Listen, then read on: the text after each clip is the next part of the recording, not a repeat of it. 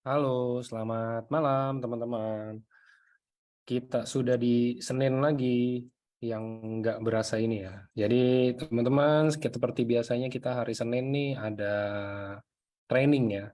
Bisa training, kadang-kadang juga temanya ada sharing juga. Tergantung dari speakernya requestnya seperti apa. Nah, kalau kali ini eh, salah seorang Bushido nih teman-teman yang hari ini hadir lumayan beruntung karena hari ini salah satu dari Bushido EFC akan sharing ke teman-teman semua tentang topik yang sangat umum, ya kan? Tapi nggak pernah dibahas nih kayaknya, jarang banget dibahas di training. Nah, gimana kalau misalkan selama ini kan kita dibilang iya bikin daftar nama dan lain-lainnya, gimana caranya kita bisa dapat prospek baru, gimana cara kita mengajak dan lain-lain, ada di NDO apa semua gitu kan? Tapi ini permasalahan utamanya sebelum kita masuk ke itu semua, gimana kalau prospek saya habis? Menurut saya habis. Jadi Sorry, maksudnya Pak prospek Angga kok nggak kelihatan ini ya? Videonya ya, videonya nggak kelihatan. ada kok. Oh, oh sebentar sebentar dok, sebentar. Saya kalau connect connect ke ini dok, webcam ini harus saya balikin dulu bentar. Oke, ini balik ke sini.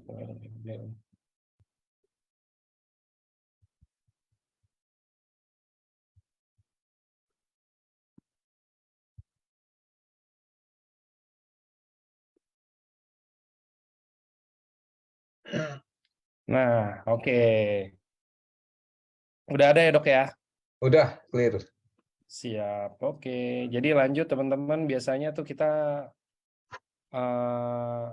gimana cara ngomong ke prospek dan lain-lain. Tapi menurut saya itu juga nggak akan bisa dilakuin kalau menurut kita aja daftar prospek kita udah habis gitu loh. Kayak calon prospek kita udah bingung nih siapa aja ya yang mau diprospek lagi ya.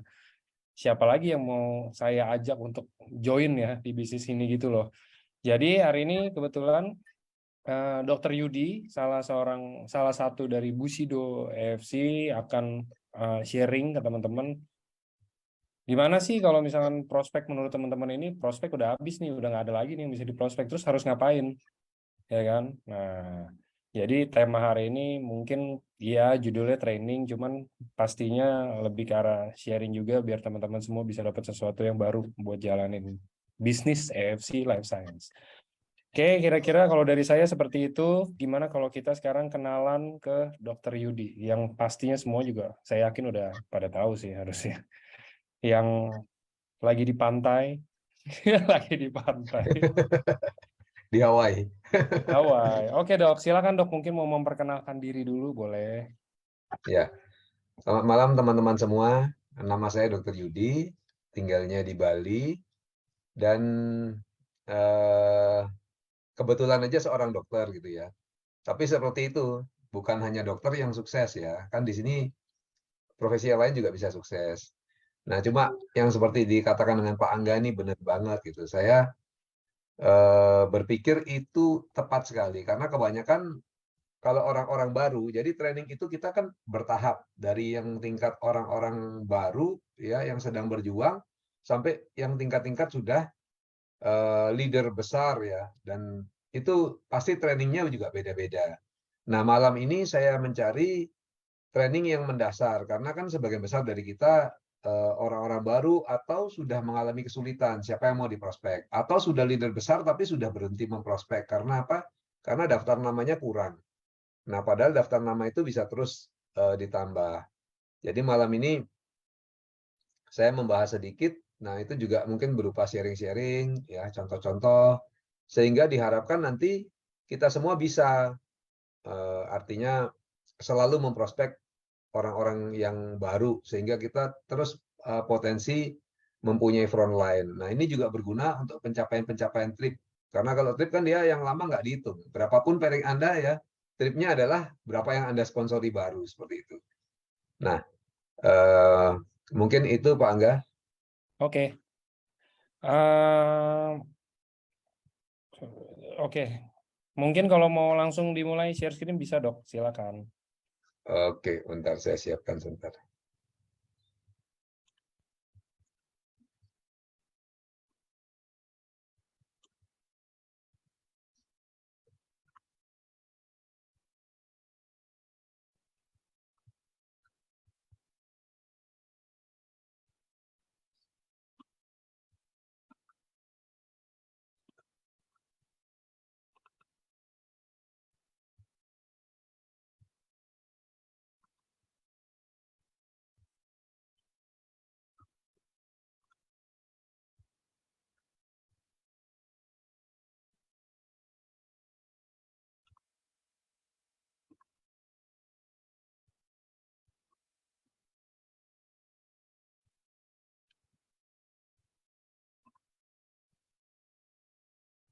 Udah kelihatan ya Pak Angga ya?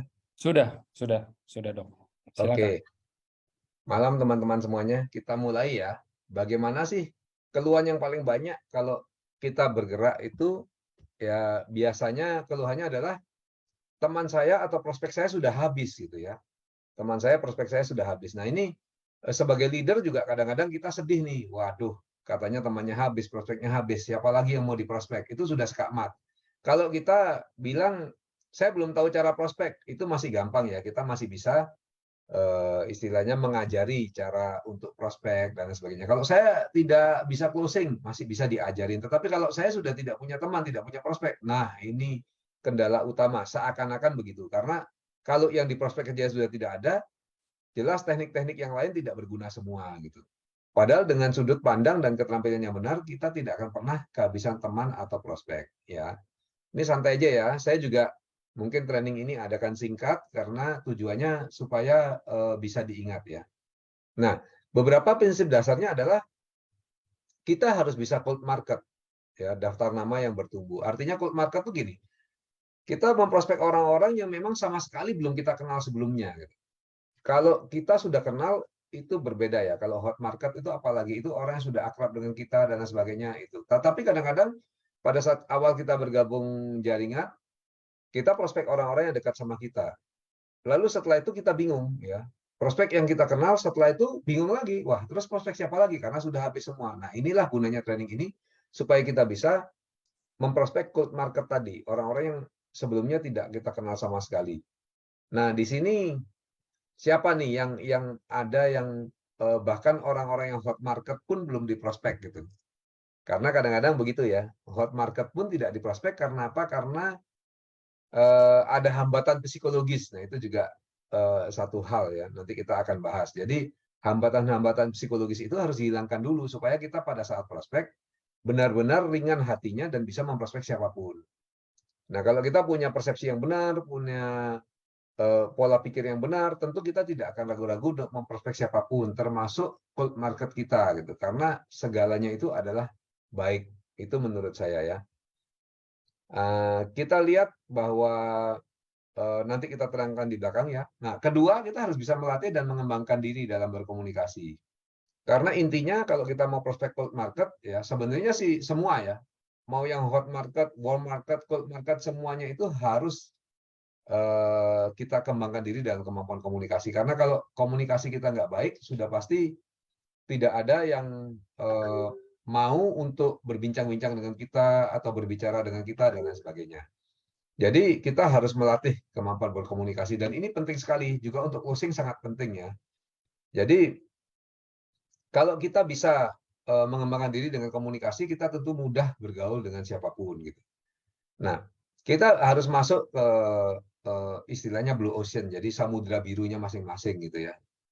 Kita kalau hanya berkutat pada orang-orang yang kita kenal ya, atau rebut-rebutan prospek gitu ya, pemain jaringan, semuanya cari pemain jaringan, itu kita bersaing dengan banyak sekali orang.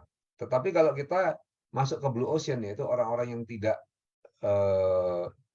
dilirik oleh orang lain, dan kita bisa masuk ke siapapun itu, tentu kita mempunyai satu pangsa pasar yang sangat luas. Nah, biasanya kesulitan prospek cold market itu ada beberapa macam. Yang pertama adalah hambatan psikologis ya. Hambatan psikologis ini misalnya gini, malu nih. Wah, saya malu nih untuk memprospek gitu ya.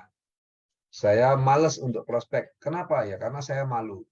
Pertanyaannya adalah kenapa malu? Kita harus selesaikan dulu hambatan-hambatan psikologis sebelum kita melangkah. Karena kalau ini ada sulit ya, hambatan psikologisnya belum dihilangkan, otomatis seluruh yang lain itu nggak akan bisa jalan gitu. Karena hambatan yang sebenarnya ini nggak kelihatan biasanya. Nanti alasannya keluar, misalnya, wah si A begini, si B begini, wah saya mau prospek tiba-tiba hujan, wah saya mau prospek anak saya sakit, ya kucing saya melahirkan dan lain sebagainya itu. Ya, alasan itu bisa 1001 macam. Malah kalau dia pintar bisa 3003 alasannya gitu. Karena apa? Sebenarnya cuma ada hambatan psikologis saja yang belum dipecahkan. Karena itu nomor satu, hilangkan hambatan psikologis ini. Misalnya malu. Bagaimana cara menghilangkan? Ya banyak cara gitu. Yang jelas adalah kita harus mempergunakan logika kita ya untuk menekan rasa malu itu. Misalnya begini nih, produk IFC semua teman-teman sudah tahu ya, produk IFC itu sangat luar biasa ya. Saya merasa bergerak di IFC ini 3 kali lebih mudah daripada bergerak di jaringan-jaringan lain yang pernah saya jalani. Karena apa? Karena produknya bagus. Kadang kita kalah bicara, kasih sampel, orang order besoknya gitu, karena dia mengalami sesuatu yang luar biasa gitu ya. Nah, kalau produk sudah bagus, kita lihat perusahaannya ya, lihat perusahaannya, Pak Niko, Pak Ernest, Pak Michael Tampi, semua yang ada, termasuk Pak Angga ini yang selalu standby untuk kita dan lain sebagainya ya. Maka itu satu perusahaan yang sangat baik loh, yang menyediakan support system yang sangat luar biasa. Tiap minggu ada acara ya, dan keliling roadshow di mana-mana ada acara, itu suatu yang luar biasa sekali. Nah, karena itu kita lihat lagi bonus. Perbonusan juga sangat dahsyat ya.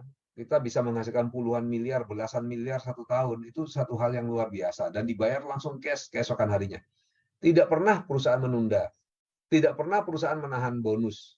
Tidak pernah bikin alasan A, B, C, D, E. Selalu bonus bayar seperti itu. Nah, kalau semuanya sudah seperti itu, dari produk bagus, dari perusahaan bagus, dari apa namanya, bonus juga bagus. Mengapa Anda harus malu memperkenalkan ini kepada orang lain? Anda lihat ya, diri Anda sendiri mengalami apa. Misalnya, kalau saya sudah jelas tidak malu ya. Kalau saya lihat, wah saya dapat gangguan hati, gangguan ginjal saya bagus, lalu dapat uang puluhan miliar, lalu dapat teman se-Indonesia ya, dan dapat banyak hal lagi, trip-trip ke luar negeri yang gratis dan sebagainya. Jelas saya tidak malu. Tetapi kalau Anda malu, itu ada analisa. Mengapa harus malu gitu. Kalau, oh ternyata bonus saya masih sedikit, Dokter Yudi. Ya sedikit kalau Anda lihat secara nominal boleh. Tetapi kalau Anda bandingkan persentase, ya berapa total income yang sudah diperoleh dalam waktu berapa lama dengan modal berapa. Nah tentu ketahuan, wah ternyata saya sudah balik modal misalnya begitu. Nah sudah balik modal atau bahkan belum balik modal pun kalau sudah sekian persen perkembangannya, katakan 30% setahun, itu kan kita taruh uang di bank juga nggak bisa berkembang seperti itu loh. Itu sudah satu yang luar biasa ya. Kalau 50% gitu misalnya, itu sudah luar biasa karena orang-orang biasanya 3 tahun baru balik modal kalau usaha bisnis lain dengan resiko yang tinggi. Nah, di sini kita harus menghilangkan malu itu dengan perspektif ya. Apalagi yang sudah dapat income lumayan gitu. Nah, yang belum dapat income juga nggak usah malu karena apa? Ada upline-upline yang menjadi contoh. Dan yang Anda tuju itu, yang Anda bicarakan adalah pola pikir Anda bahwa kita nggak perlu malu karena belum dapat bonus, tapi orang-orang lain dapat bonus banyak, dan itulah tujuan kita. Dan tujuan kita juga membantu orang secara produk kan, membuat orang sehat. Jadi perasaan malu ini sebenarnya sudah harus tidak ada sama sekali. Coba nanti malam dipikir ulang, dimasukkan ke dalam bawah sadar dan pikiran Anda ya. Pasti ini akan sangat membantu. Kalau malunya sudah hilang, ini sesuatu yang baik pada siapapun, tentu kita tidak malu berbagi. Gitu. Misalnya Anda pegang satu makanan yang enak sekali ya, terus minuman yang enak sekali, lalu Anda mau berbagi, tentu tidak malu ya, karena mau, ini enak loh, selesai. Karena memang benar-benar enak kan begitu. Lalu yang kedua, hambatan psikologis itu adalah sulit gitu ya. Nah ini memang tergantung mindset juga. Kita harus melatih mindset kita bahwa tidak ada sesuatu yang sulit, yang ada adalah sesuatu yang belum dipelajari. Jadi saya ingat ucapan Robert T. Kiyosaki, dia bilang jangan pernah merasa sesuatu itu tidak bisa gitu. Tetapi yang perlu Anda pikirkan adalah bagaimana caranya supaya bisa. Karena hal-hal yang sulit ini cuma sepintas aja. Kalau Anda pelajari maka akan jadi hal yang mudah. Semua yang belum kita tahu pasti sulit, tapi kalau sudah bisa pasti mudah ya. Kita lihat dalam hal sehari-hari kan banyak seperti itu ya. Bikin kue aja yang sering di jalan misalnya dijual, katakanlah bikin pisang goreng yang enak saja, kalau kita belum pelajari tentu repot. Tapi bagi pedagang pisang goreng yang sudah tiap hari bikin dan sudah mempelajari, bagi dia mudah sekali, tentu begitu ya. Nah, hambatan psikologis yang ketiga itu adalah gengsi. Banyak orang merasa gengsi. Sekali lagi seperti saya bilang, mindset-kan yang baik. Kalau kita sudah punya uang banyak dan sebagainya, tentu kita tidak akan merasa gengsi kalau mindset kita adalah ini untuk membantu orang lain ya. Banyak orang yang belum punya income, banyak orang yang membutuhkan pekerjaan, banyak orang yang butuh sehat seperti itu. Nah, apalagi kalau kita sudah dalam kondisi yang kepepet, nggak punya apa-apa gitu ya.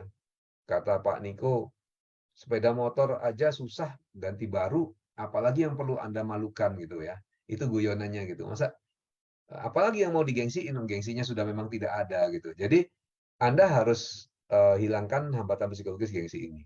Nah, lalu kesulitan prospek market yang berikutnya adalah cara meyakinkan orang yang baru dikenal ya. Bagaimana sih caranya meyakinkan? Dia kan baru kenal sama saya, dia kan belum belum tahu saya banyak gitu. Padahal saya orang yang jujur dan baik dan lain sebagainya ya. Nah, caranya ya salah satunya yang paling penting adalah dengan penampilan. Karena seperti apapun orang itu, nomor satu yang dinilai oleh orang yang baru kita kenal adalah penampilan. Ya, kalau penampilan kita sudah meyakinkan, penampilannya sudah rapi, penampilannya sudah eh, tidak mencurigakan, tentu orang lebih mudah percaya daripada penampilan kita awut-awutan, ya kelihatan kumuh dan lain sebagainya. Tentu mereka sulit, apalagi suruh store uang dulu nanti barang datang belakangan ya. Biasanya ini sulit. Karena itu penampilan itu penting untuk diperbaiki. Artinya tidak harus apa namanya pakai dompet Louis Vuitton gitu ya, pakai jam Rolex, nggak harus demikian. Tetapi rapi, bagus ya. Kalau ada brewok atau jenggot yang berlebihan dihilangkan misalnya, itu lebih mudah membuat orang yakin ya. Oh ini gambarannya kan seperti itu. Oh ini gambarannya orang rapi dan baik, biasanya begitu. Karena orang sangat terpengaruh sama penampilan. Survei sudah dilakukan bahwa ya sekitar 70% orang yang penampilannya menarik, cantik, ganteng juga ya, itu ternyata lebih mudah dapat kerja, diperlakukan lebih baik dan lain sebagainya. Jadi kita harus mengupgrade diri kita supaya menjadi lebih baik daripada kita yang sekarang. Nah, yang kedua adalah keyakinan. Ya, keyakinan itu harus ditinggikan karena kalau kita yakin maka keyakinan itu akan menular secara bawah sadar kita. Jadi kalau saya sendiri belum yakin tentang sesuatu, saya berbicara pada orang lain, maka orang itu akan menangkap, oh ini meragukan. Karena apa? Karena gelombang bawah sadar saya akan terkirim ke gelombang bawah sadar orang tersebut. Dia kan berbicara juga. Karena itu Anda harus menambah keyakinan Anda. Waduh, saya sulit nih dok, saya belum yakin. Gimana caranya? Ya tadi, pelajari semua tentang AFC. Kalau Anda tahu tentang AFC ini, ya dari produk, dari perusahaan, dari bonus, sampai misinya gitu, maka Anda akan yakin bahwa ini adalah hal yang baik. Dan bukti-buktinya gitu ya, bukti-buktinya bahwa perusahaan ini apa namanya sangat sangat bonafit ya, bahkan sangat baik, itu Anda akan lihat sehari-hari lah kalau Anda sudah tahu tentang AFC. Nah, gimana caranya? Ya main ke kantor, kumpul dengan orang-orang yang positif, kumpul dengan leader-leader yang tahu banyak tentang perusahaan, pelajari produknya, dan lain sebagainya seperti itu. Jadi, itulah gunanya kita kumpul-kumpul. Kalau Anda sendirian terus di rumah gitu ya, WhatsApp group nggak dibuka, terus apa namanya, ya sendiri gitu aja ya tentu repot ya. Bagaimana kita akan tambah yakin gitu, karena nggak ada pengetahuan baru dan hal positif yang dimasukkan ke dalam pikiran kita. Bagaimana kita tahu rencana perusahaan ke depan dan sebagainya, itu akan menambah keyakinan kita. Bahwa AFC itu bukan hanya perusahaan yang 3 tahun tutup gitu ya. Ini sudah tahun keempat masih terus still counting dan semakin lama semakin besar ya. Banyak lagi produk-produk baru dan masih punya kemampuan untuk menciptakan produk yang banyak sekali. Karena memang spesialisasinya kan menciptakan produk yang bagus-bagus seperti itu. Jadi kita nggak perlu khawatir tentang apa namanya, kita AFC ini baru akan berhenti kalau kita semua berhenti gitu. Padahal kita semua jelas tidak berhenti karena produknya bagus dan bonusnya bagus kan begitu ya. Lalu untuk membuat orang yakin juga bisa dengan kita melakukan hal-hal yang baik. Misalnya apa? Misalnya pada saat bertemu seseorang ya, kita misalnya beli minuman, kita tawarin, Pak, silakan Pak, mau minum apa juga. Nah, itu walaupun tawaran itu nanti ditolak pada umumnya, tetapi dia sudah punya image yang baik. Wah, orang ini baik banget ya. Jangan habis nawarin minum terus langsung prospek ya. Itu nanti terlalu ketara, tapi tawarin minum ya, habis itu santai aja gitu. Kalau perlu bincang-bincang atau apa, santai-santai. Jangan bincang-bincang yang menjurus pun jangan. Nah, nanti baru pelan-pelan bisa Anda minta nomornya atau bincang-bincang lebih dalam dan lain sebagainya. Nah, Anda juga bisa membantu ya, misalnya orang susah menaikkan koper kalau di pesawat ya, menaikkan koper ke atas susah, Anda bilang, "Mari Bu," atau "Mari Pak, saya bantu." Nah, itu saja langsung image-nya berubah. Wah, ini orang yang baik begitu kan, di bawah sadarnya dia begitu. Bisa juga dengan memberi sampel ya. Dan ingat pada saat kita cold prospect itu tidak harus closing pada saat itu juga.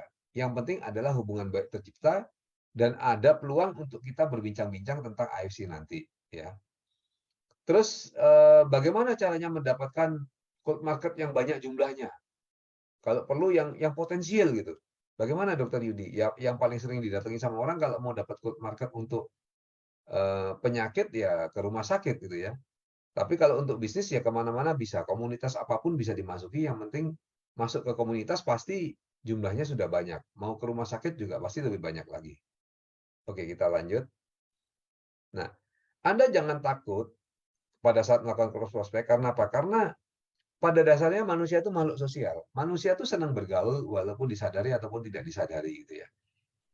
Jadi misalnya kita sedang di mana? Di pesawat udara atau di bis gitu ya. Masing-masing sedang diam-diam karena apa? Karena apalagi jaraknya dekat di dalam lift. Karena manusia itu punya lingkaran nyaman. Kalau dia sudah misalnya jarak nyaman lingkarannya dia itu dimasuki orang lain, dia sudah merasa tidak nyaman, dia cenderung untuk proteksi diri. Misalnya dia akan lihat ke lain-lain. Anda lihat ya kalau di lift kan semua lihat lain-lain. Apanya yang dilihat di lift kan? Tapi mereka cenderung gini-gini atau akhirnya main HP supaya tidak kontak.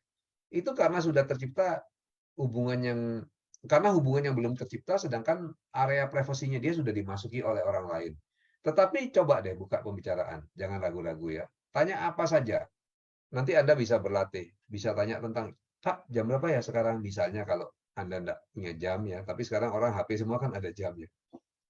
Atau tanya tentang eh, apa saja, tentang cuaca, tentang hotel tersebut atau apalah. Atau Pak, pertama kali berkunjung ke sini, apalah buka pembicaraan. Maka nanti akan terjadi ternyata dia ngobrol dan dia senang, dia tersenyum, lalu akhirnya berbincang-bincanglah Anda dengan enak. Ya, dalam perjalanan misalnya di kereta api begitu.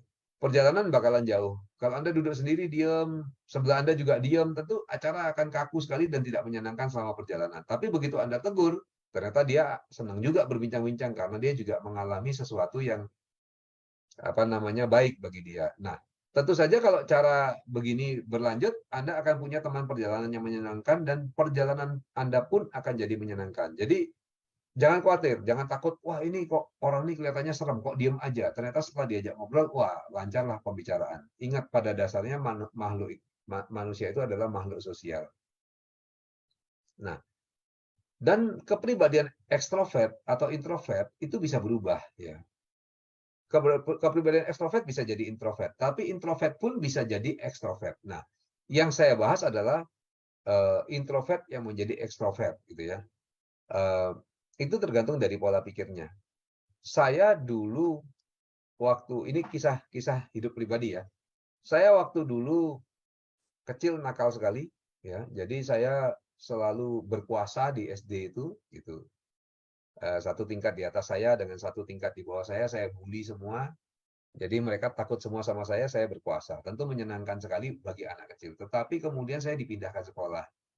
Nah, pada saat pindah sekolah, tiba-tiba saya menjadi orang yang kuper gitu istilahnya.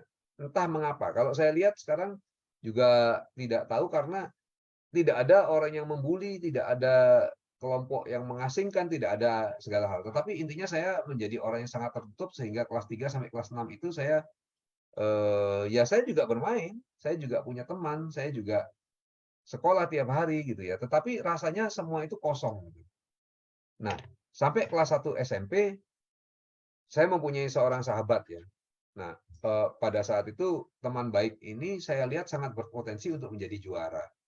Lalu saya bilang, seharusnya kamu ini bisa jadi juara loh. Tapi balik dia malah bilang, loh seharusnya kamu yang juara.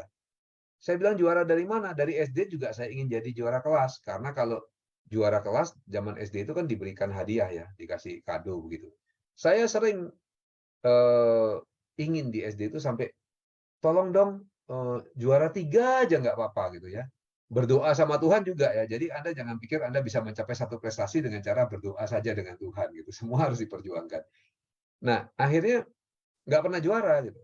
Terus teman saya bilang, itu karena kamu tidak belajar katanya. Saya bilang, loh kamu yang harusnya jadi juara. Dia bilang, enggak, kamu jauh lebih pintar daripada saya, tetapi kamu tidak belajar. Pada saat saya bantah, dia bilang, gini deh, kapan kamu belajar terakhir? Terus saya ingat-ingat, wah ternyata saya memang nggak pernah belajar gitu. Terus dia bilang, seandainya kamu belajar 15 menit saja sehari, ya, 15 menit sehari, maka kamu akan jadi juara. Saya pikir karena 15 menit tidak terlalu banyak dan terlalu lama, tapi dia bilang 15 menit yang konsentrasi ya, jangan 15 menit lalu pikiran kemana-mana. Gitu. Saya bilang oke. Nah sejak saat itu saya hanya belajar 15 menit saja sehari, tapi konsentrasi dan dengan senang hati.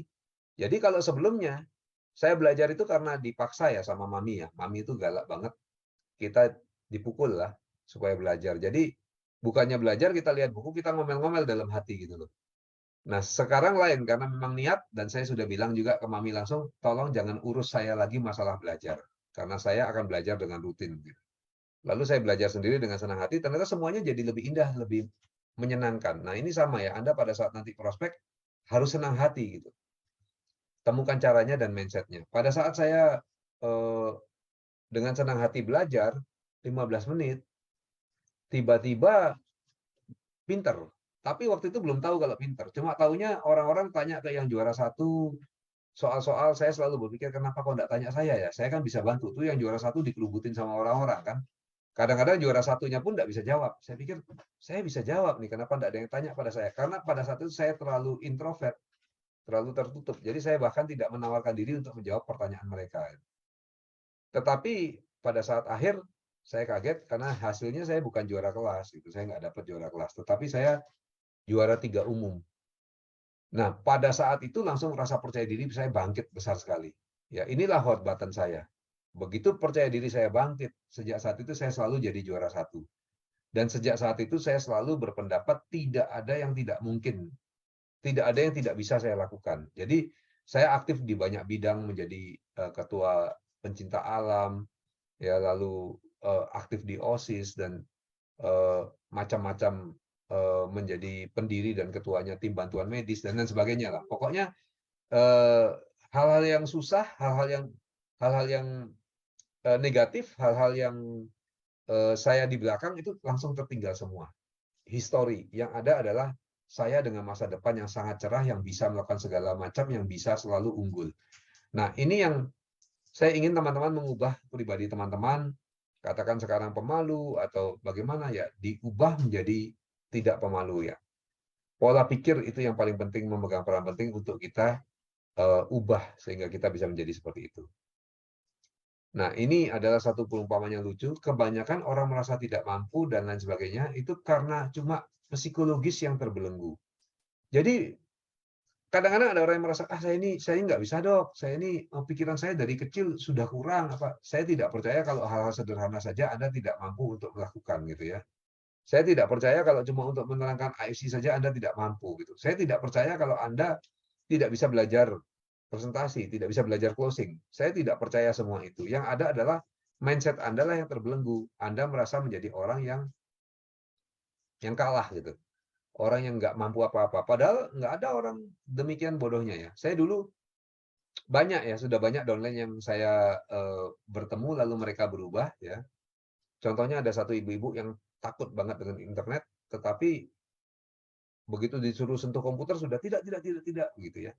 Terus saya bilang, udahlah Bu, gini aja. Sekarang Ibu tekan tombol ini, dia tekan. Oh, hidup Pak, murup katanya. Ya orang Jawa nih, orang Jogja. Murup Pak Yudi, hidup Pak Yudi. Katanya. Ya, ini hidup komputernya. Terus saya sekarang tekan yang lama Bu. Begitu ditekan lama, oh mati Pak Yudi. Ya sudah, saya bilang. Pelajaran pertama sudah selesai, yaitu pelajaran mematikan dan menghidupkan komputer. Malah dia yang nggak mau selesai. Apalagi ajarin dong. Gitu. Nah, sama kita kalau melatih diri kita atau orang lain, buatlah goal-goal yang sederhana dulu ya, sehingga kita puas mencapainya, lalu tingkatkan lagi. Jangan langsung berbicara satu hasil, misalnya, wah mau jadi orang yang ahli IT, ahli coding gitu. Nggak usah, tapi kalau Anda lakukan pelan-pelan, maka Anda bisa jadi ahli IT, jadi ahli coding, saya yakin itu ya. Nah, kenapa saya kasih contoh gajah? Karena gajah ini lucu ya. Pada saat mereka ditangkap, ya kalau mereka besar itu dirantai pakai rantai yang kuat sekali sehingga mereka memang tidak bisa lolos. Tetapi setelah mereka menyerah, tidak meronta lagi setelah sekian lama, jadi mungkin beberapa bulan, lalu mereka akan dibawa jalan-jalan, tetapi kedua kakinya itu diikat dengan tali yang besar gitu ya. Jadi kaki belakang diikat, kaki depan diikat. Sehingga dia tidak bisa melangkah lebar-lebar, tidak bisa lari seperti di alam dulu. Yang bisa adalah dilakukan dengan langkah-langkah tertentu ukurannya. Nah, itu dipakai sampai jangka waktu lama. Akhirnya pada saat semua itu dilepas, yang lucu adalah gajah itu tidak lagi percaya kalau dia bisa lari, tidak lagi yakin kalau dia bisa melakukan segala hal yang dia lakukan waktu di alam liar dulu. Yang dia percaya adalah kalau melangkah ya harus kecil-kecil seperti itu. Seperti gajah ini kita lihat contohnya. Gajah dengan tali sekian diikat ke satu tempat seperti ini gitu ya. Kalau kita tahu kekuatan gajah, dengan mudah dia bisa memutuskan tali ini atau bahkan bangunannya roboh sekalian. Coba Bapak Ibu lihat ya. Saya lihat di YouTube gajah usil mungkin ya, lebih tepat gajah usil. Mungkin kepalanya gatal juga. Dia gosok-gosok kepalanya di pohon. Pohon besar tumbang. Gajah itu kan sangat powerful. Nah, tetapi gajah yang sudah ditangkap dan ditangkar, dilatih, mereka sudah dihilangkan rasa percaya dirinya. Bahaya sekali orang yang sudah hilang percaya dirinya. Dan inilah yang sering dilakukan. Pada zaman perang juga, gimana rasa percaya diri orang itu dihilangkan dulu. Dibikin di titik yang terendah, baru kemudian dimasuki dengan ideologi-ideologi lain. Ya. Misalnya, mau tidur diganggu, terus dimasukin, disetelkan dengan tip ideologi-ideologi baru. Maka lama-lama orang tersebut akan berubah, karena alam sadarnya berubah. Nah, Anda sama sebenarnya. Cuma kan nggak boleh, kita sebagai upline, terus Anda disiksa, nggak boleh tidur, dikasih tip, bahwa AFC terbaik, Anda jago, Anda pintar, kan nggak boleh begitu ya. Itu namanya melanggar undang-undang itu, sama dengan memperkosa hak asasi. Tapi kalau Anda mau, Anda pun bisa. Anda lihat ke kaca setiap hari, Anda beritahu diri Anda sendiri, saya mampu, saya luar biasa, saya tambah sehat, saya akan berhasil, saya pasti berhasil di AFC. Kalau Anda ucapkan itu berulang-ulang, selama setahun, 2 tahun, maka diri Anda pun akan percaya dan bawah sadar Anda pun akan percaya, dan pada saat Anda prospek orang, pasti orang tersebut menangkap aura tersebut dan mereka akan bergabung ya. Ini sudah diterapkan teori ini ya.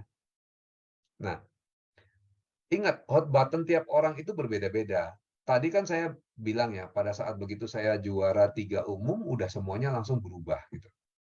Nah, saya juga cerita tadi downline saya yang takut dengan komputer, dia matikan hidupkan komputer, saya ajari pertama kali. Ternyata begitu dia menguasai komputer, saya ajarin untuk register orang dan lain sebagainya, bikin PowerPoint dan sebagainya, akhirnya dia sangat confident. Sangat confidentnya sampai bahkan dia tidak memerlukan lagi saya sebagai leadernya.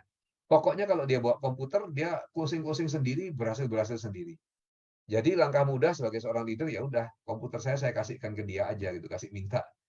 Selanjutnya tidak usah menemani, dia berkembang sendiri dan berjalan sendiri. Tentu luar biasa ya. Nah, sampai sekarang orang ini sangat percaya diri jadinya, bisnisnya berhasil semua ya, dan dia selalu bilang ini gara-gara Pak Yudi gitu ya. Sebenarnya cuma karena saya menyentuh hot button-nya. Temukanlah hot button diri Anda sendiri ya. Cobalah bagaimana caranya menggali sehingga Anda bisa menjadi orang yang percaya diri dan hebat. Lakukannya harus tahap demi tahap kok. Nggak harus langsung hebat gitu, nggak harus langsung luar biasa ya. Anda bisa melakukan step by step ya, dari mulai berpakaian bagus misalnya. Karena orang kalau pakainya rapi ya, rapi bagus ya, tentu rasanya celananya fit itu tentu rasanya sudah lain, sudah berbeda. Udah percaya diri udah lain ya. Daripada orang yang katakanlah mau prospek tapi pakai kaos yang tipis menerawang. Ada downline saya pernah tegur juga, karena prospek dia kayak ibu-ibu di dalam rumah ya, ibu-ibu yang di film-film lah, yang sangat gimana ya, pakai kayak baju macam daster yang lusuh kayak sayur asin gitu, terus tipis sekali kelihatan BH-nya. Ya saya tegur lah, ya nggak bisa cara begini nih untuk kita apa namanya prospek. Anda prospek minimal standar lah gitu. Saya nggak minta Anda tampil kayak apa namanya bintang-bintang film selebriti yang pakai gaun dan sebagainya, pakai kosmetik enggak gitu. Tapi paling enggak ada standar baju rapi, bersih, dan itu yang untuk bertemu orang, bukan baju daster, BH-nya kelihatan gitu ya. Terus peluhnya di mana-mana ya. Tentu kalau di bawah sadar downline Anda lalu tidak yakin ya pasti gitu ya. Itu ya.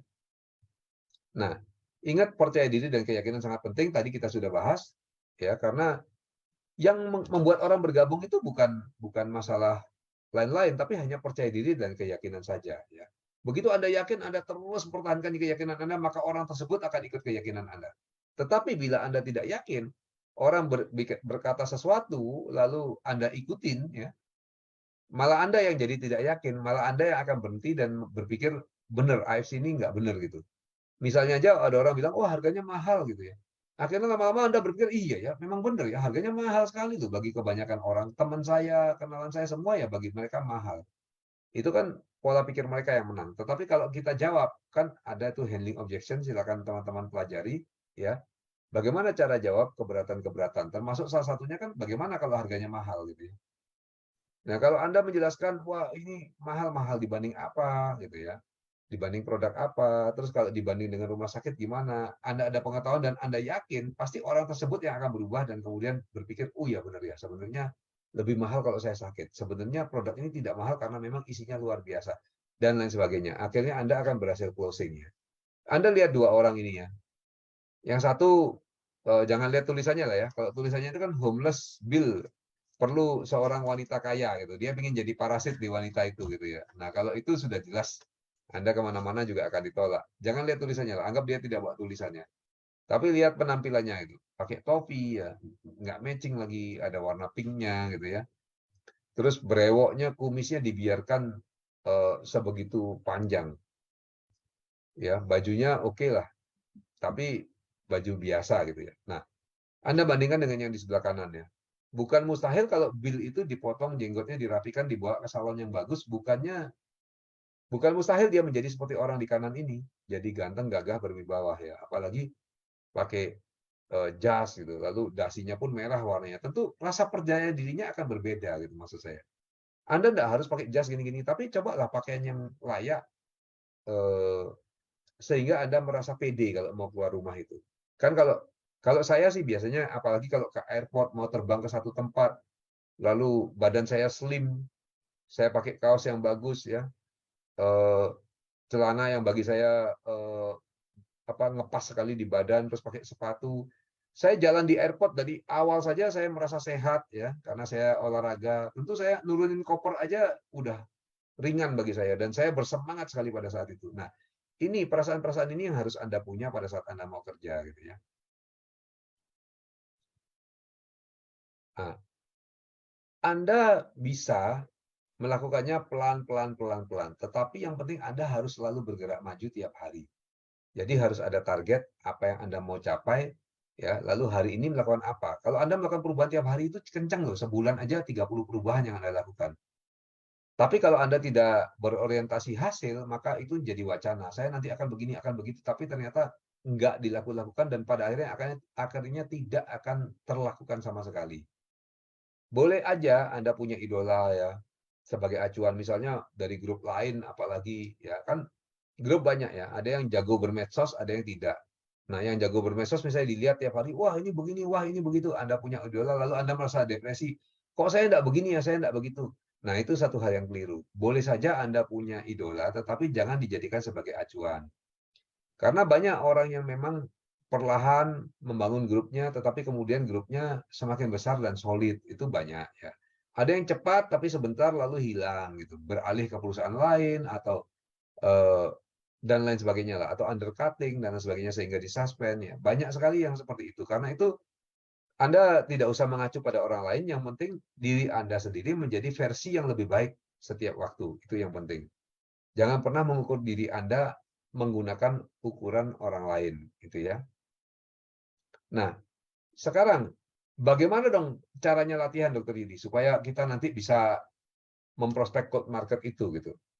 Yang pertama ya, kalau Anda mau latihan mengubah diri Anda yang introvert atau tidak biasa dengan cold market adalah Anda harus berbincang dan berkenalan dengan orang-orang yang belum dikenal. Jadi biasakan itu dimanapun gitu ya. Jadilah makhluk sosial yang benar-benar ramah dan bagus ya. Dan Anda tidak harus mengharapkan hasil dari AFC dari awalnya. Misalnya Anda sedang antri di bioskop, ya daripada antri-antri diam-diam saling tengok sana sini, karena kan orang tidak merasa nyaman tadi kalau area pribadinya dimasukin. Anda bisa ngajak ngomong dong depan Anda. Waduh, ngomong apa Dokter Yudi? Ya itulah, belajarlah menemukan bahan pembicaraan. Misalnya mau nonton Spider-Man. Pak, hobi nonton Spider-Man ya? Oh iya, saya senang. Sudah nonton yang pertama dan kedua? Sudah. Wah, yang pertama itu kalau kita sedang nonton, kita langsung bisa berbincang-bincang mengenai Spider-Man yang pertama.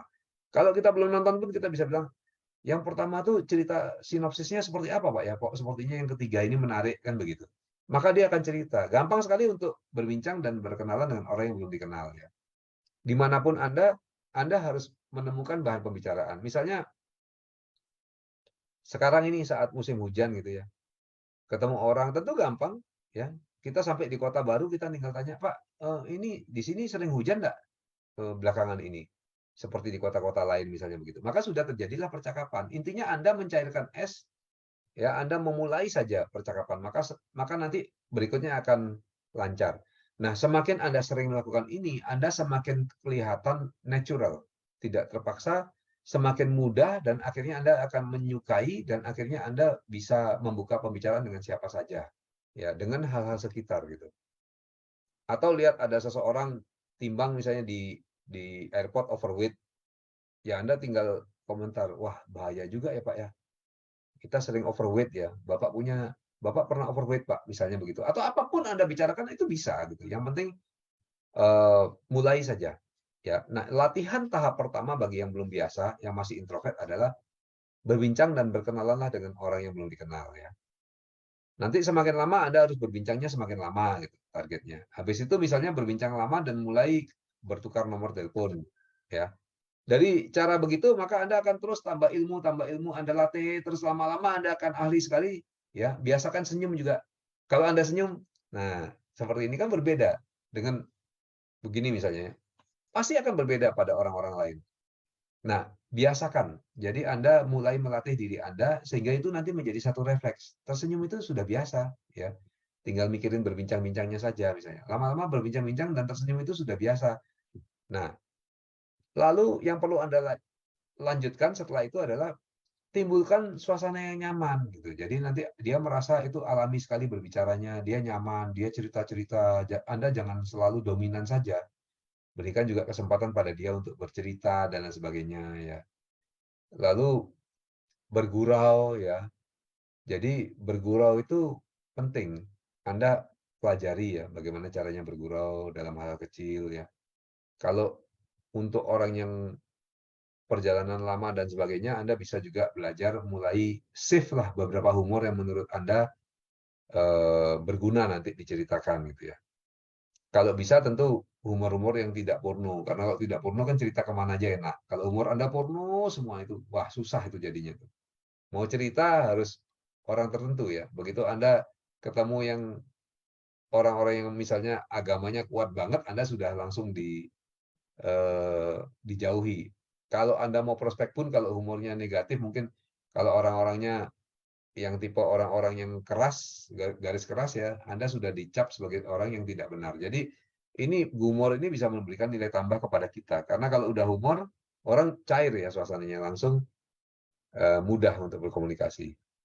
Lalu juga eh, mengobrolkan banyak hal yang umum gitu ya. Jadi jangan ngobrol itu langsung AFC enggak gitu ya.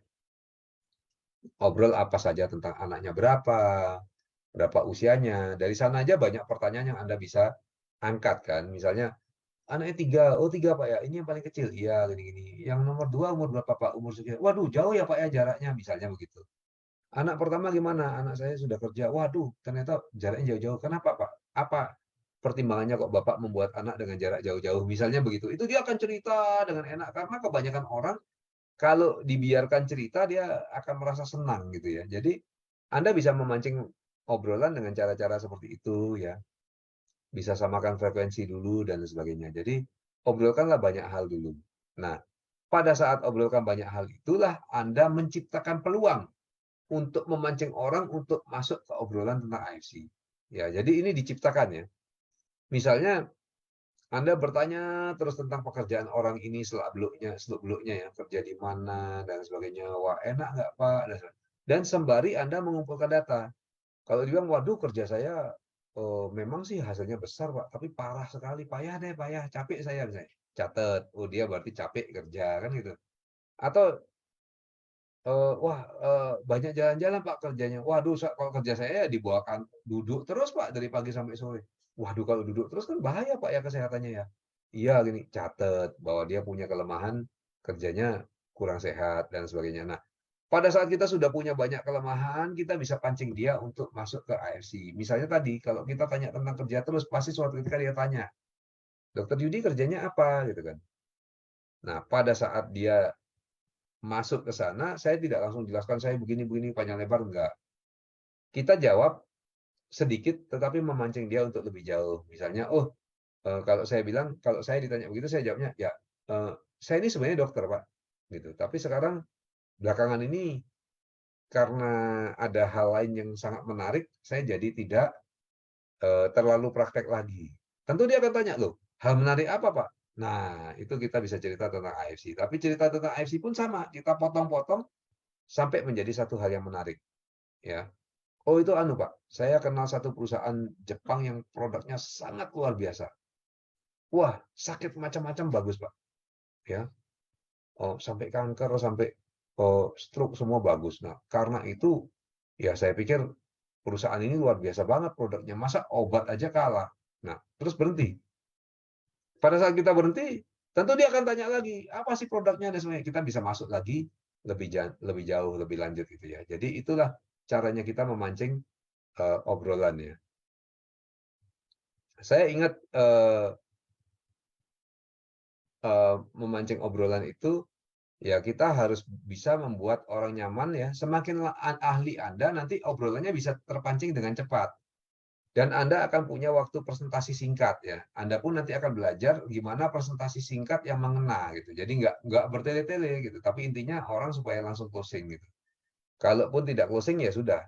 Anda punya waktu, dia yang tertarik, dia yang minta nomor telepon Anda untuk kemudian nanti dilanjutkannya. Nah, closing itu ingat, jangan sampai ada paksaan atau rengean ya. Jangan, Pak, beli dong produk saya, Pak. Pak, begini dong, begitu. Ya, bukannya dilarang, boleh-boleh aja. Kalau, wah ini teman dekat saya nih, tapi dia sudah beli, sudah sering konsumsi. Ya, kalau Anda dekat sekali dengan dia, Anda menengok dikit kalau mau, ya terserah Anda. Tapi kalau saya nggak senang seperti itu. Tapi misalnya Anda bilang, ya sekarang beli di saya aja lah, sekalian bantu teman. Ya, mungkin itu bisa dilakukan. Tetapi kan tidak bisa hanya Anda andalkan cara-cara merengek saja gitu loh maksudnya. Jadi Anda juga harus hilangkan rengekan itu lebih elegan ya. Jadi bukannya merengek tapi mengedukasi. Nah, bila sulit atau gagal, buat opsi agar bisa tetap kontak dan lebih baik lagi kalau bisa membuat dia malah berharap untuk ketemu. Jadi kalau oh situasinya pendek sekali gini-gini, Anda harus bisa membuat situasinya dan ceritanya menarik sehingga dia bilang, Pak saya ingin tahu lebih jauh loh Pak. Kalau boleh nanti kita cerita lagi ya. Ya nomor telepon Bapak berapa? Nah kalau bisa begitu tentu kita lebih aman untuk kontak dia berikutnya ya. Seperti cerita 1001 malam. Sebenarnya mungkin banyak dari kita dengar cerita 1001 malam tapi belum tahu kisahnya kan. Kisah 1001 malam itu kenapa kok dibilang 1001 malam? Ya karena memang cerita itu 1001 malam dibuatnya. Kenapa begitu ya? Karena dulu ada raja yang habis dikhianati oleh istri dan saudaranya. Istri dan saudaranya selingkuh, lalu mau kudeta dan membunuh dia. Sehingga pada saat lolos dari kudeta itu, dia berkuasa lagi, dia sangat curiga dengan namanya cewek. Tapi kebutuhan biologis tentu masih ya, dan raja kan berkuasa besar. Jadi yang dia lakukan adalah dia memilih mana wanita-wanita yang tercantik, terseksi, lalu berhubungan pada saat malam hari berhubungan suami istri. Setelah itu paginya akan dibunuh. Karena dia tidak ingin terikat juga dan mempercayai wanita itu juga tidak ingin nanti ditipu lagi gitu. Nah, peristiwa ini tentu membuat geger di kerajaannya karena banyak sekali orang-orang yang sudah dibunuh ya. Sampai ada anak perdana menteri yang sebenarnya memang cinta dengan rajanya dari masih kanak-kanak. Dia lalu menawarkan diri, biar pah saya aja daripada rakyat menderita. Wah jelas ayahnya tidak memberikan. Tetapi dia tetap ngotot. Akhirnya dia diperbolehkan ya, bapaknya tidak bisa menahan. Akhirnya dia menemani raja itu. Tetapi malam itu dia bukannya tidur dengan rajanya. Pada saat rajanya menggoda dan sebagainya, dia malah bercerita. Dia sudah siapkan satu cerita. Cerita tersebut demikian menariknya sampai subuh. Dan pada saat subuh, dia ngantuk, dia bilang, wah, saya tidak bisa cerita lagi Raja, besok aja kita lanjutkan gitu. Maka rajanya bingung karena dia ingin sekali tahu apa cerita lanjutannya, tetapi dia kan biasanya harus membunuh. Akhirnya rajanya berpikir, oke lah, biarkanlah 1 hari lagi gitu ya. 1 hari lagi toh tidak berbahaya. Maka keesokan harinya dia datang lagi, dia sambung ceritanya. Tetapi begitu cerita habis dia bilang, wah gini-gini, disambung lagi dengan cerita lainnya. Apakah Raja sudah pernah mendengar tentang ini? Ini cerita sebenarnya lebih seru dan lain sebagainya. Akhirnya rajanya pengen tahu, dengar lagi cerita lagi, diputus lagi di tengah malam, di dini hari gitu. Terus berlanjut begitu, dia berhasil mempelajari cara cerita yang menarik ya. Dia belajar pada orang yang di pasar yang jago cerita, sampai dia akhirnya bisa selamat 1001 malam. Pada saat itu malam itu, setelah itu hari itu ada kudeta dan lain sebagainya, dan karena dia cerdik, dia berhasil membantu raja untuk mengatasi kudeta itu. Nah, itu membuat raja akhirnya jatuh cinta dan percaya dan mau mengangkat dia jadi permaisuri. Karena ceritanya itu dibuat dalam 1001 malam, makanya dibilang itu cerita 1001 malam. Cerita itu Aladin, Alibaba, itu semua masuk di sana ya. Jadi banyak cerita yang sebenarnya dibuat oleh cewek yang pintar ini. Itulah legendanya. Lalu yang penting Anda tuh yang lain adalah menjaga hubungan baik. Jadi gagal atau berhasil prospek, jagalah hubungan baik. Jangan bertengkar. Orang AFC paling baik kok, dia bilang produknya A paling baik, terus akhirnya ribut gitu ya. Itu sudah nggak bagus karena bukan begitulah sikap orang memprospek yang benar, dan juga kalau sudah tidak ada hubungan baik, maka Anda tidak akan bisa kontak dia lagi, tidak akan bisa berbincang-bincang lagi.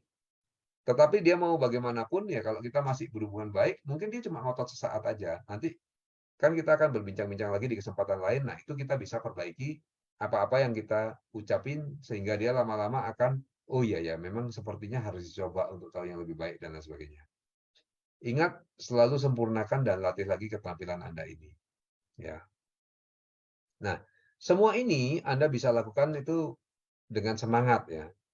Semangat itu nggak selalu harus teriak-teriak, ucapannya keras-keras, tidak harus bahwa eh, ngomong sana sini sesumbar, tidak ya, tidak selalu seperti rauman singa katanya. Tetapi juga kadang-kadang seperti keheningan saat semut bekerja. Sabar ya, gagal semut ulang lagi. Coba deh tes semut itu ya. Dia bawa makanan Anda ambil ya. Dia mungkin lari bentar lagi datang lagi, ambil lagi, dia tidak pernah menyerah gitu. Jadi eh, kita semua pasti punya kemampuan untuk itu ya. Yang penting keinginan besar tuh harus ada dalam diri, dalam hati Bapak dan Ibu. Nanti lainnya pasti bisa dilatih. Itu kepercayaan saya. Nah, mungkin trainingnya saya bikin singkat segini aja karena ini lebih ke arah bagaimana kita bisa kalau kehabisan teman bagaimana sih begitu loh. Nah, mungkin dari Bapak dan Ibu ada yang mau bertanya atau apa, saya kembalikan ke Pak Angga dulu ya. Terima kasih. Thank you, Dok. Oke. Thank you. Oke, sekarang kita ya boleh mungkin kita sedikit tanya jawab ya teman-teman, kalau mungkin ada yang mau bertanya boleh. Tapi tadi saya kayak udah ada lihat ada yang tanya nih. Malam Dok, gimana caranya menjadikan orang introvert biar bisa jadi ekstrovert? Mungkin saya ganti pertanyaannya Dok. Gimana caranya bikin orang introvert yang susah untuk ngomong sama orang, yang sulit untuk bisa bergaul dan lain-lainnya kayak gitu, bisa ikutan berkembang juga Dok, maksudnya di bisnis ini kan rata-rata kayaknya orang yang di sini nih bisa nih ngobrol atau apa gitu kan. Ini orang introvert. Apakah mungkin ada saran dari dokter gimana caranya biar bisa tetap bisa ngikutin bisnis inilah gitu dok? Oke.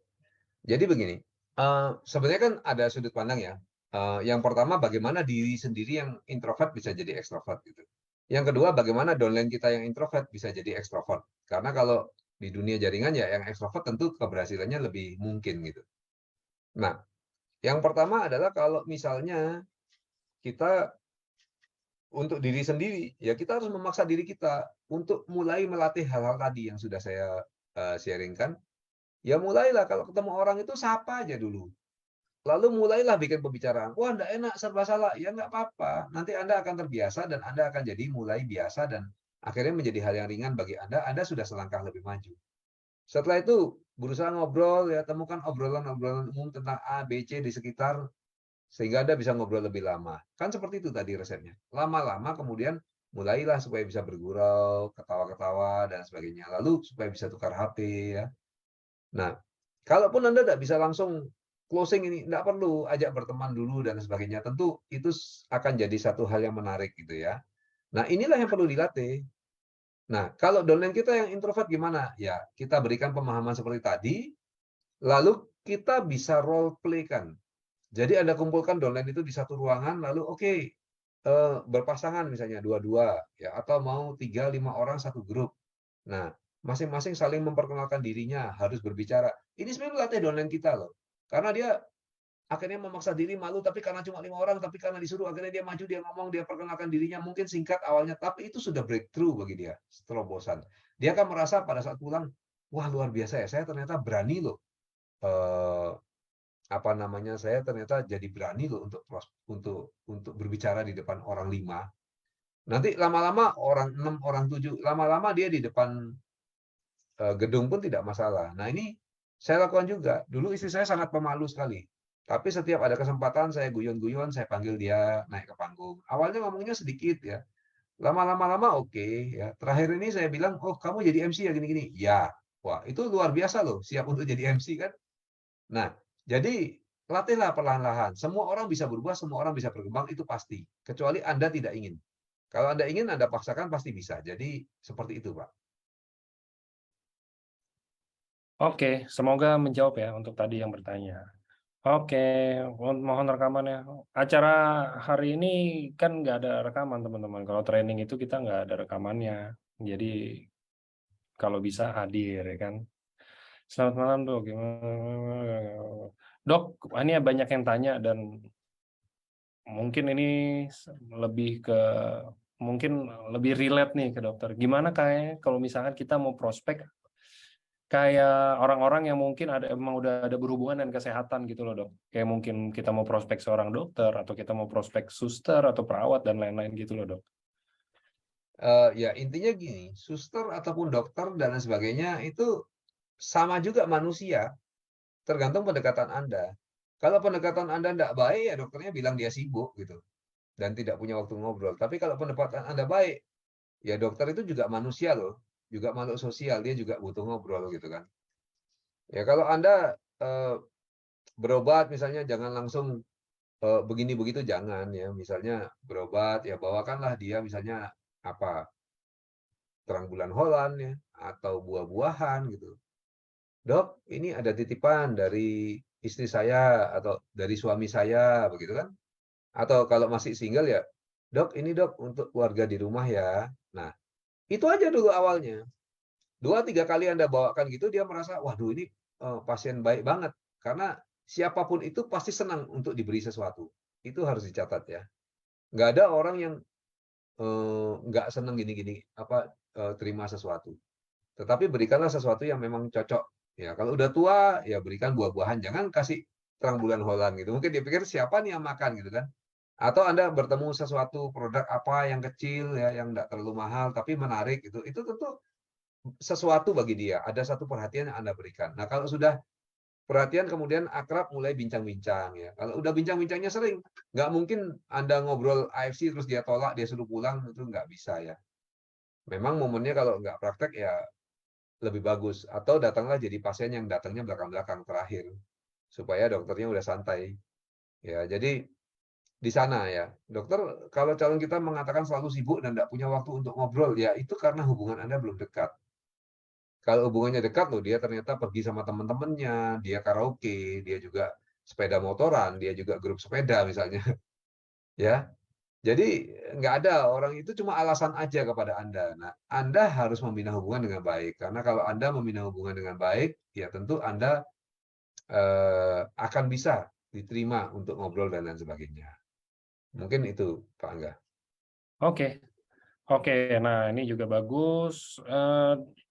Mau tanya gini, Dok. Kayak misalkan kita belum bilang tim yang gimana ya. Maksudnya kayak udah jadi tim kita, gimana caranya biar dia tetap semangat kayak kita? Maksudnya mungkin apakah harus Ken kan ada dok, maksudnya kayak leader-leader itu tuh banyak macam ya. Ada yang mungkin dimanja, dibantuin, dikasih spillover terus atau apa atau gimana. Nah, apakah ini apa yang harus dokter lakuin nih ke tim-tim dokter biar bisa sukses bareng, biar bisa dia juga bisa semangat jalanin bisnis ini dan bisa dapat income-nya juga gede gitu loh dok. Ya, kalau saya pribadi, sejak awal member itu masuk, dia harus diberikan pemahaman gitu. Jadi apa itu bisnis networking ya. Terus bahwa networking itu intinya ya semua orang harus mandiri. Anda nggak bisa mengandalkan upline Anda, mengandalkan downline Anda, itu nggak bisa gitu. Jadi untuk sukses ya kita harus yakin dulu dan mau dulu. Nanti yang segalanya akan mengikuti. Saya pada saat pertama kali bergabung, saya tidak peduli upline-upline saya. Saya justru kenal, akrab dengan mereka, dengan Ko Budi Darwin, dengan Ardian, dengan eh, Novi dan lain sebagainya. Itu justru belakang-belakang setelah sukses gitu ya. Tapi pada saat saya mau sukses, saya tidak peduli dengan upline-upline saya gitu. Saya tidak mengharapkan bantuan gitu. Eh, Gimana saya kalau mengharapkan bantuan, saya mau jalan, saya akan sibuk mikir ada apa-apa minta lah, minta ginilah, minta begitulah. Bukannya saya berpikir untuk berjalan dengan cepat gitu loh. Jadi kita nggak boleh mengharapkan atas itu. Kalaupun dikasih, terima kasih. Kalaupun dibantu, ditemani, terima kasih. Kalau kita perlu, kita bisa singgung, tapi kalau ditolak ya sudah nggak apa-apa gitu loh. Karena ini bisnis masing-masing orang dengan kepentingannya masing-masing. Itu realitinya gitu. Nah, eh, dan pada saat pemahaman itu sudah masuk di downline, maka dia juga akan lebih lebih gampang bergerak karena sudah punya kekuatan internal. Karena gini loh, dia pun jadi upline kalau dia mau membuahkan. Oh, nanti diberi satu kaki besar gitu ya. Belum tentu selalu terjadi satu kaki besar itu gitu loh. Kadang-kadang hanya angin-angin surga saja. Nah, apalagi nanti saya pasang kanan kiri, Anda tidak perlu kerja, Anda akan dapat uang. Oh, itu ucapannya sangat berbahaya gitu ya. Kalaupun Anda mampu, kenapa Anda pasang titik satu lagi? Punya 2 titik daripada Anda pasang titik orang lain ya yang nggak mau kerja kan begitu. Kalau orangnya terus nggak mau kerja, Anda terus sakit hati. Ya banyak downline saya juga begitu. Gimana ini dok, kanan sudah saya isi, kiri sudah saya isi, berjalan dia terima uang terus dia diam nggak mau kerja ya. Karena pada intinya dia memang sudah tidak mau kerja. Jadi penyadaran ini adalah yang utama di awal. Lalu komitmen, komitmen dibuat, target dibuat, impian dibuat, itu yang harus dilakukan di awal gitu. Jadi setelah itu tentu ada training-training lanjut lah ya yang bisa untuk melatih member-member kita sehingga lebih mandiri gitu. Jadi kalau saya lebih ke arah mana yang Anda lebih senang? Apa Anda senang punya upline yang kemana-mana menemani Anda, memberikan Anda sesuatu dan sebagainya, tetapi tahu bahwa orang itu pada satu titik kan dia tidak bisa fokus hanya pada Anda saja karena jaringan berkembang. Tiba-tiba suatu saat Anda ditinggal pergi dan Anda tidak siap, register sendiri aja nggak bisa. Banyak loh yang mengalami seperti itu. Ya, atau Anda training juga nggak tahu caranya dan lain sebagainya. Atau Anda lebih senang leader yang seakan-akan keras ya, dia melatih Anda untuk mandiri, bahkan menuntut. Jadi presentasi pertama 3 kali, setelah itu Anda harus mulai, Anda yang presentasi, nanti ditemani, diawasi. Nah, kelihatannya dia meninggalkan Anda, tapi dia selalu memonitor Anda pada titik-titik lemah Anda sehingga Anda bisa diselamatkan dan bisa berjalan terus sehingga Anda menjadi kuat. Mana yang Anda pilih di antara dua leader itu gitu. Karena kalau saya pikir orang-orang memang harus dilepaskan dari waktu ke waktu untuk jadi mandiri. Sama seperti Anda naik sepeda, sama seperti Anda berenang. Coba kalau Anda berenang ya, dibantu, dipegangin terus badannya sehingga mengapung di atas air. Kapan Anda bisa berenangnya? Anda harus mau dilepaskan untuk Anda bisa berenang dengan benar. Bersepeda juga gitu. Kalau Anda terus dipegangin terus ya, terus dikasih roda bantuan, terus dipegangin ya, Anda nggak akan pernah bisa bersepeda. Pada satu titik Anda harus melepaskan eh, pegangan-pegangan orang tersebut sehingga Anda bisa mulai benar-benar mengatur balance Anda. Itulah caranya bersepeda. Sama di jaringan juga begitu. Kalau Anda mau mandiri, ya Anda latih. Anda sebelum Anda bisa, Anda latih, tapi Anda harus berlatih dengan cepat sekali. Dan itu harus Anda yang aktif, bukan upline Anda, gitu ya. Jadi bukan apa namanya nanti bilang, waduh, upline saya itu masa datang saya tidak dianggap. Ya, saya sudah ngomong ini di pertemuan besar, saya sudah ngomong mau kumpul ternyata dia ke grup lain, bukan begitu ya. Anda harus aktif ya kalau perlu Ada grup yang sudah terbentuk, Anda tarik kursi-kursi buat grup Anda, ayo duduk ikut bareng-bareng, ini leader kita gini-gini. Kalau perlu Anda tarik leader Anda kepada Anda untuk bisa membantu grup Anda dan lain sebagainya seperti itu gitu loh. Dan tidak boleh baper ya, karena sebagai upline, apalagi kalau upline yang besar, itu sudah presentasi itu seperti kapal pecah sudah. Ya, semua orang merubung, ini ada yang minta begini, minta begitu, kita nggak bisa layani semua, pasti ada yang kecewa. Tapi kalau Anda sudah mindsetnya benar, Anda tidak akan kecewa dan bahkan Anda sudah tahu, oh gini, gini, gini, ini harus dilakukan dan lain sebagainya. Toh, di luar itu Anda masih bisa minta waktu bertemu dengan upline Anda dan lain sebagainya. Itu ya, jadi ingat, jangan perhatikan upline terlalu menuntut. Ya, nanti minta makan-makan kalau presentasi, makannya harus dibayari semua, dibayari segrup-grupnya semua, ya susah gitu, karena hal itu kan tidak mungkin dilakukan. Jangan lupa, karena Anda suatu ketika pun akan menjadi upline. Kalau Anda memang mau begitu, nanti saat Anda jadi upline, siap nggak begitu? Kan gitu. Kedua, downline. Kalau Anda lihat downline terlalu juga, ini downline nggak mau gerak, bagaimana Anda fokus ke dia terus? Ya sudah, Anda harus punya cukup banyak member, sehingga dari cukup banyak itu ada beberapa yang aktif bergerak. Ya, itulah yang ditemani. Yang tidak bergerak memang coba disadarkan, tapi kalau nggak bisa ya sudah gitu loh. Jadi Anda tidak tergantung pada downline. Downline ngancam mau berhenti, ya berhenti aja nggak apa-apa. Kita akan cari orang baru, taruh lagi di tempat dia, kita tetap akan jadi miliuner. Yang tidak dapat uang hanyalah dia. Konsep itu harus ditanamkan gitu. Jadi kemandirian ya intinya. Mungkin itu Pak Angga. Oke. Jadi dok, ini singkatnya aja, lebih baik offline atau online kalau dari dokter Yudi? Dua-duanya perlu ya. Karena kalau zaman dulu kita kan selalu offline.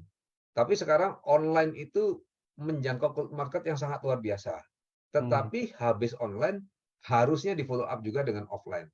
Karena kalau online saja ya mungkin bisa ya menceritakan market online semua, orangnya prospeknya juga dari online ya. Ya itu, tapi tidak bisa besar-besar sekali kalau menurut saya. Kalau Anda mau hebat, yang biasa offline pun Anda harus belajar online. Karena bisa grab market yang lebih luas. Tapi setelah itu pun Anda harus proses secara offline. Itu yang paling ideal gitu. Dan banyak lagi ya sebenarnya teorinya, nanti siapa yang ditemani, kemana kita pergi dan lain sebagainya, itu banyak sekali teori-teorinya gitu. Mungkin itu Pak Angga. Oke. Oke, dokter, ya ada yang prospek bilang stem cell tidak bisa dari luar tubuh. Secara ilmuwan saya kalah.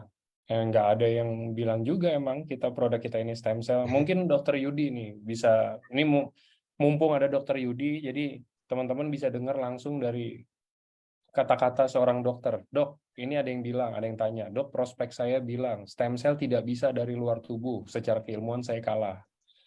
Kira-kira Ya, kalau dari ini dokter gimana? Apakah produk kita stem cell, dok?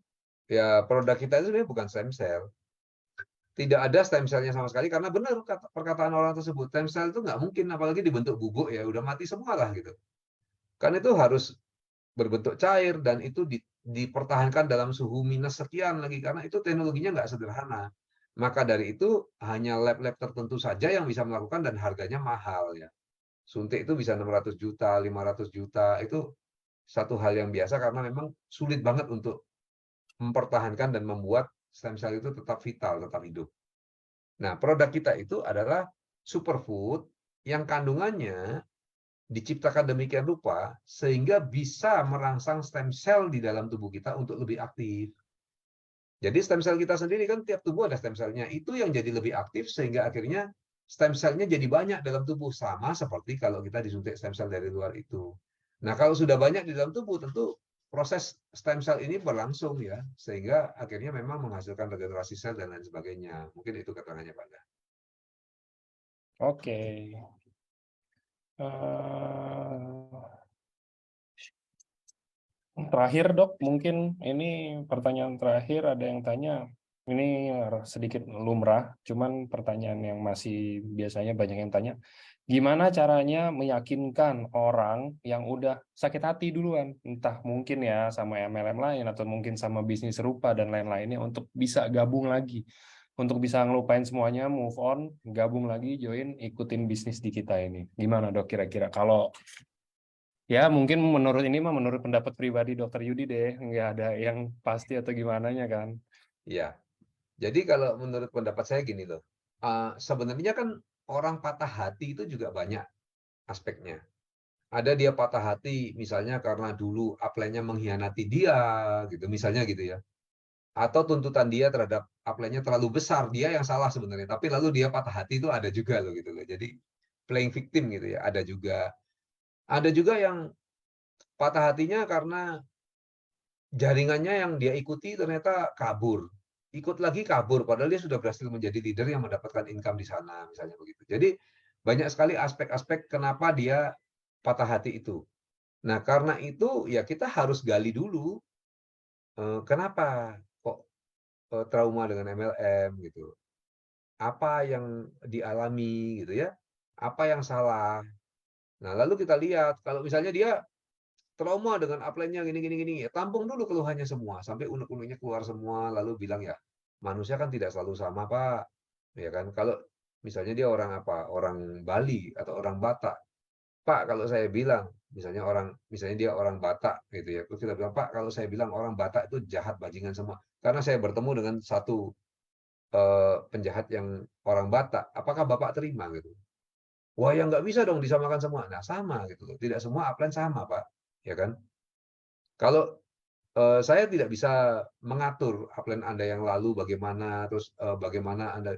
Tapi yang bisa saya janjikan adalah kalau Bapak di jaringan saya akan menjadi upline yang baik. Saya akan berusaha sekuat tenaga, Pak. Itu janji saya dan saya serius dengan itu. Misalnya itu yang dibicarakan gitu.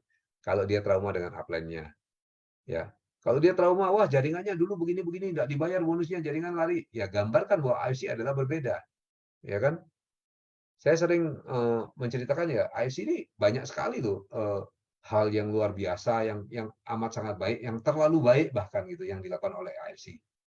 Misalnya bonus tahunan itu teman-teman tahu ya, annual rank yang barusan kita terima, pasti yang leader-leader di sini udah seger nih terima annual rank ya kan. Wah, terima sampai 3,5 miliar, bayangkan itu gitu loh. Nah, sebenarnya dulu annual rank itu tidak ada. Awal saya bergabung itu yang ada bonusnya cuma bonus harian dan bulanan. Dan itu kami semua sudah cukup puas karena kita tahu bonus harian bulanan aja bisa 40-60 juta, bisa 30 juta sebulan. Sehari ya. Jadi bayangkan sebulannya bisa ratusan juta sampai miliaran. Jadi bagi kita itu sudah cukup besar. Tapi tiba-tiba perusahaan mengadakan pengumuman, oke, sekarang kita ada bonus tahunan. Beginilah cara bermainnya bonus tahunan gitu ya. Lalu akhirnya perusahaan membayar 121 M atau apa untuk 1 hari pembayaran bonus tahunan. Nah, ini kan perusahaan yang terlalu baik menurut saya kan. Karena kalau Anda punya uang 121 M, apakah Anda akan berikan kepada orang atau Anda pakai senang-senang sendiri? Susah banget kalau untuk bagikan ke orang, betul nggak? Kalau kita punya 121 M ya mungkin mau kasih orang 5 M aja berat, 1 M aja kasih ke orang berat, ya kan? Punya 121 M loh padahal gitu. Tapi perusahaan ini dengan sengaja membuat suatu sistem payout yang membagi-bagikan 121 M itu kepada semua membernya dan bahkan itu diulang tiap tahun. Jadi beratus-ratus miliar keluar tiap tahun kan. Bukan mustahil nanti sampai triliunan. Nah, ini mana ada perusahaan yang sebaik ini. Dan yang barusan berlangsung ya, pada saat sedikit yang mencapai rank maka dibilang akan di-extend gitu. Ya ada yang senang, ada yang tidak senang lah. Karena yang sudah mepet-mepet, sudah nyampenya sudah maksimum, dia pikir ngapain diperpanjangkan begitu. Tapi tujuan perusahaan juga adalah supaya yang mencapai annual rank lebih banyak gitu ya. Nah, tentu itu juga satu hal yang menarik. Banyak yang sudah frustasi bergerak tapi belum mencapai ranknya, mendapat kesempatan extend ini akhirnya bisa mencapai seperti itu. Jadi ya padahal dengan mencapai tentu perusahaan juga membayar bonus juga banyak ya, bertambah seperti itu. Jadi saya lihat bahwa banyak hal-hal yang dilakukan oleh perusahaan itu baik gitu ya. Nah, karena itu kita harusnya bisa percaya dengan perusahaan ini. Dan itulah pegangan kita. Mungkin itu Pak Angga. Oke. Oke, teman-teman, ini banyak pertanyaan tentang produk itu nanti kita gabungin di hari Sabtu ya, teman-teman. Jadi minggu ini nanti hari Rabu ada LOP terakhir sebelum di minggu depan kita ada Grand LOP. Jadi teman-teman yang mungkin ini saya kasih tahu dari seminggu lebih sebelum biar teman-teman mungkin yang dari luar keluar kota atau dan lain-lain mau hadir di Grand LOP itu bisa. Grand LOP itu LOP teman-teman tapi formatnya beda, banyak kejutan-kejutan biasanya. Ini Dokter Yudi juga jarang bolos, malah hampir tiap kali datang terus ya kan, padahal beliau dari Bali dan bawa timnya rame-rame juga semuanya. Kita juga di sana bakal ada sharing-sharing dan lain-lainnya juga. Mungkin itu aja kayaknya. Yes. Mungkin saya tutup acara hari ini. Terima kasih Dokter Yudi waktunya, Dok. Terima kasih untuk Pak Angga dan teman-teman semua. Terima kasih sudah hadir. Semoga berguna yang di-sharingkan ini ya.